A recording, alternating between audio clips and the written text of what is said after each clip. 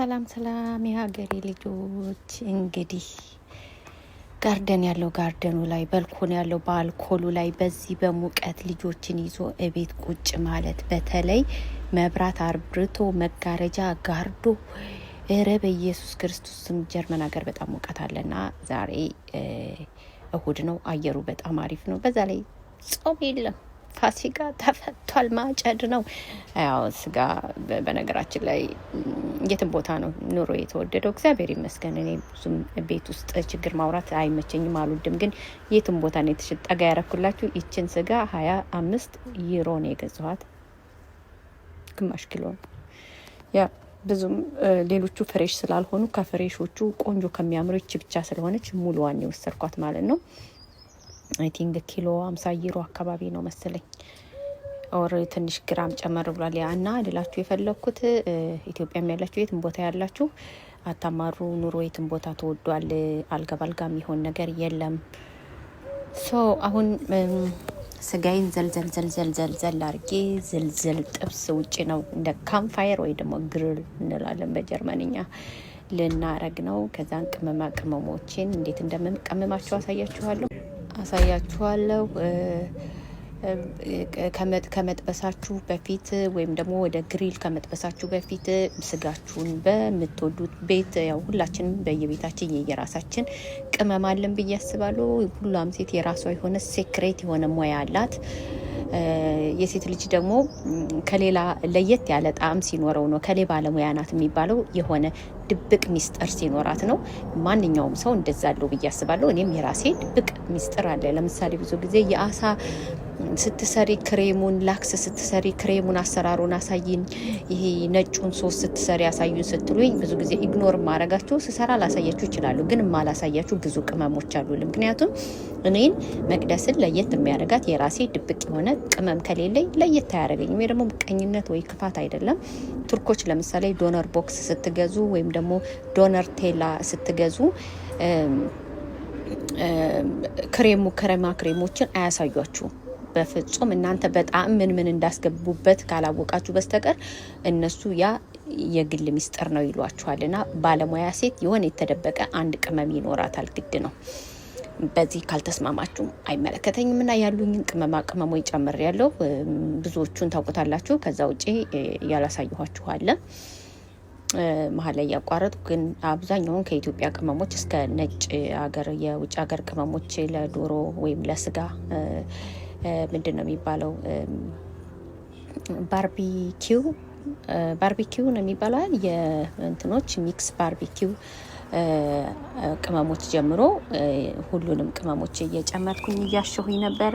ባይዘዌ ይሄንን ቪዲዮ እየቀረጽኩ ያለሁት ቴራሴ ላይ ቁጭ ብዬ ከበላሁ በኋላ ስለሆነ ድምጽ እያስገባሁበት ያለሁት። የመጀመሪያው ድምጽ በመሀል እያወራው በመሀል ባለቤቴ እየጠራኝ ልጄ እየጠራችኝ ስለሆነ ኦሪጂናል ድምጹን አጥፍቼዋለሁ። መጥበሻ ቅጠሎችን ጨማመርኩ። በመሀል እየደናነስኩ ነበረ። የኢትዮጵያ ሚጥሚጣ እንደ ግድ ነው ጨመርኩበት። ከዛን ያ እንደምታውቁት ባለቤቴ ብዙ የሶሻል ሚዲያ ሰው አይደለም። ካሜራ መቅረጽ ምናምን አይወድም። ልጄም አትወድም። በቃ ስሰራም ስቀርጽም ራሴ ብቻዬን ነኝ እብድ ምለው። በጣም ደስ የሚለው ነገር እንዳብድ ይፈቅዱልኛል። ልጆቼም ባለቤቴም እንዳብድ ይፈቅዱልኛልና ይሄ እግዚአብሔርን በጣም ነው የማመሰግነው። አንዳንዴ አንድ ሰው ለራሱ ካልወደደ ሌላንም ሰው ይከለክላልና ልጆቼ ብዙ አይደሉም ሶሻል ሚዲያ። እስከመቼ አላቅም። ምናልባት ቀጣይ ላይ ከኔ የባሱ ሊሆኑ ይችላሉ። አሁን ላይ ነው የማውቀው። በመሀል እየደናነስኩኝ ዘልዘል አድርጌ እንትን ያልኩትን በተለያየ ቅመም አሸሁት። ብዙ ነገር ነው ያለው። በመጨረሻ ላይ ደግሞ ቀይ ሽንኩርት ከተፍ አድርጌ ከላይ ያደርግበታለሁ። ይሄ የከብት ስጋ ሲሆን ኦክስ ባየር ነው የሚባለው። የወይፈን ስጋ ሲሆን አሁን ደግሞ ቺከን ማለት ነው። ቺከን ብሩስት ወይም ደግሞ የዶሮ መላላጫዋ ደረቷ ማለት ነው። ሳስበው በዛብኝ ኮምፕሌት ካደረኩት። ምግብ ብዙ አናጠቃም በነገራችን ላይ። ብዙ ሳይሆን ይቺ ትበቃለች፣ ይቺ ታጠግባለች ትላላችሁ። እግዚአብሔር ይጨምርላችሁ እላለሁ። ግን እኛ ቤት ብዙ ምግብ አናጠቃም ማለት የተለያየ ነገር አትክልት ምናምን እንጨማምርበታለን እንጂ በጣም አንድ ላይ ዝፍ አድርጎ አንድ ትሪ ሙሉ አድርጎ ምናምን ነው። ጠበስ ቀመስ ነው። ያው ሆድ እንዳስለመዱት አይደለም። እውነቱን ለመናገር መጨረሻ ላይ ታውታላችሁ። ከዚሁ ማቅም ራሱ ተርፏል። ከ3 ሰው ተርፏል ማለት ነው። ሰው እኛ በጎን ብዙ ማባያዎችም ስለሚቀርቡ ማለት ነው። በዛ ላይ ደግሞ ዋተርሜሎን አትክልቶች፣ ፍራፍሬዎች አሉ፣ ቡና አለ፣ አይስክሬሞች ይኖራሉ። ትንሽ ከምግብ በኋላ ምናምን ሰው ሲጨማመር እንትን ነው የሚሆነው። ኤንዌይስ ግን አሁን ዶሮውንም ልክ እንደ ስጋው የተለያየ ቅመም፣ የዶሮን በዶሮ ቅመም፣ የከብት ስጋን በከብት ስጋ ቅመም አሻሽቸዋለሁኝ። በጣም አካባቢውን ይዝ ነበረ ሽታ። ኦፍኮርስ የኢትዮጵያ ሴት ባለሙያ ናት። ብዙ ጊዜ አካባቢ በጣም እንይዛለን ማለት ነው። ሽታው አካባቢ ይረብሻል። በተለይ ኮረሪማችን በጣም ነው የሚረብሸው። ማጣፈጫ ወይም ደግሞ መከለሻ ቅመማችን ደግሞ እየደነስኩ እኮ ነው። እግዚአብሔርን እንትን እየደነስኩ ነበረ። እቴ ያገሬ ልጅ ምን ልሆንልሽ እያልኩ ራሴ እየጨመርኩ ምናምን እንዲህ እያልኩ ነው። ከዛን ጨራረስኩኝ። እንደምታዩት ነጭ ሽንኩርቱን ቀይ ሽንኩርቱን ከላው ላይ ያረኩበት። ከዛን ያው እዛ ጋር የነጭ ሽንኩርቱ መፍጫ ወይም ደግሞ መደፍጠጫ ዝንጅብል ስላረኩበት ፍትልክልክልክ አድርጎ ሊያወጣልኝ አልቻለም። ግን ውሃው ጁሱ ወጥቷል። እንደ ጁስ ይሄ ፍጭቅ ብሎ ውሃው ወጥቷል። ዋናው ውሃው አይደለም የሚፈለገው። ያ ምክንያቱም ዝንጅብሉን ፈልጋለሁ። ሙቀጫ መውቀጥ አልፈለኩም። እንደገና ጓንቴን ማውለቅ አለብኝ ሙቀጫው ትልቅ ስለሆነ። ይሄ ግን ብነካውም መልሼ አጥበዋለሁ ማለት ነው። ከዛን ዶሮዎቹን ስቲክ ላይ ሰካካቸዋለሁኝ። ሰው በመሀል ቡና እየሰካካሁኝ ከዛ እነዚህ ገላይ ያረኳቸው ለእንትን ዝኩኒ ማረግ ትችላላችሁ። ፓፕሪካ የፈረንጅ ቃሪያ ማረግ ትችላላችሁ። ያው ግን በአሁን ሰዓት ዝኩኒና ፓፕሪካ ውድ ነው ስለማንበላው ለምን እጥለዋለሁ ለዲኮር ብዬ። ለእናንተ ብዬ ማረግ እችል ነበር፣ ግን ከስጋ ጋር የተጠበሰ እኔም ብዙ አልወድም። ልጄም ባለቤቴም አይወዱም። ቀይ ሽንኩርቱን ግን እንበለዋለን። ስለዚህ ለዲኮር ብዬ ዛሬ ፓፕሪካ 1 ኪሎ 7 ዩሮ ገብቷልና አንድ ራስ ፓፕሪካ ከ2 ብር በላይ ነው የምገዙት በአሁን ሰዓት። ሊያውም እንደ ክብደቱ 3 ብርም ሊሆን ይችላል። ሰው ተወዷል አላቅም። እኔ ብዙ ጊዜ ከሬበ ነው የምገዛው። ያው በየቦታው ሊለያይ ይችላል። ስለዚህ ዝኩኒም እንደዛው ቀልድ አይደለም፣ በኪሎ ነው የሚሸጠው። ሰው ሀቅ ነው መጥድዬ ጨራረስኩኝ። ከዛን ሌላ ደግሞ ሄንሽን ቮርስት ነው የሚባለው። ቮርስት ምንድነው የሚጠበሰው ደግሞ ድቡልቡሉ ማለት ነው። እንደ ሆት ዶግ የሚመስለው ማለት ነው። እሱ ደግሞ ለልጄ ብዙ ጊዜ ለልጄ ነው። እሷ ተወዳለች ያንን።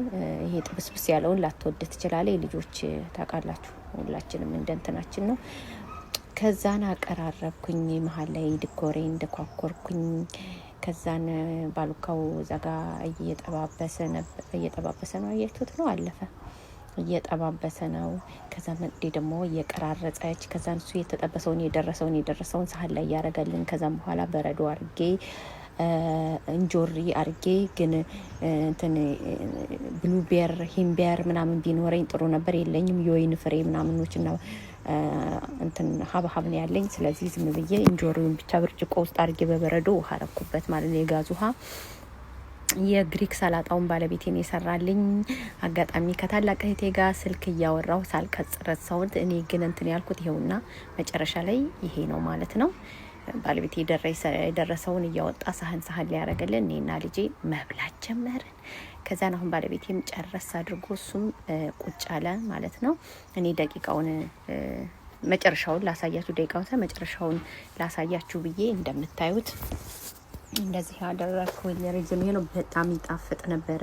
እንደ ደረቅ ዝልዝል ጥብስ ነው የሚባለው። እንደዛ በርበሬ ላመጣ ብዬ ይበቃሻል፣ ሙቀት ነው፣ በበርበሬ በሚጥሚጣ ስላሸሹ ይበቃል አለኝ እንጂ ሚጥሚጣ ላመጣ ነበረ። ሰነፍኩኝ። ግን ሰናፍጭ አለ በጎን እና ደግሞ ይሄ የጃፓን የሚያቃጥለው እንትን ነው፣ እንደ ሶስ ነገር ነው። እንደምታዩት እጀ ግን ምንድነው ምን ሆኖ ነው የጠቆረው? እንጃ ፊልተር ስለሌለ ወይ ጥላ ሊሆን ይችላል። ውሃው ቀዝቃዛ ነበረ። ጌሽማክ ወይ ደግሞ ቴስቱ በጣም ይጣፍጣል። ምግቡ ደግሞ ሚጥሚጣም ስላለው ከውሃው ጋር እንዴት እንደሚስማማ ልነግራችሁ አልችልም። ሀበናይስ ዴይ፣ ሀበናይስ ኢቪኒንግ፣ ሀበናይስ ሰንደይ። እወዳችኋለሁ፣ አከብራችኋለሁ። ኢትዮ ጃጎ መቅደስ ያፍሻማሞ ልጅ ነኝ። ኑሮ በጀርመን። ቢ ዮርሰልፍ። በራሳችሁ ባላችሁ ነገር ፈታ ዘና በሉ። እግዚአብሔርን አመስግኑ። የሚያመሰግን ይጨመርለታል፣ የሚደሰት ይጨመርለታል። እኛ እናበራለን፣ ጥላት ይቃጠላል። ጥላታችን ደግሞ ሰይጣን ብቻ ነው። የሰው ልጅ ጥላቱ ሰይጣን ነው። ለሰይጣን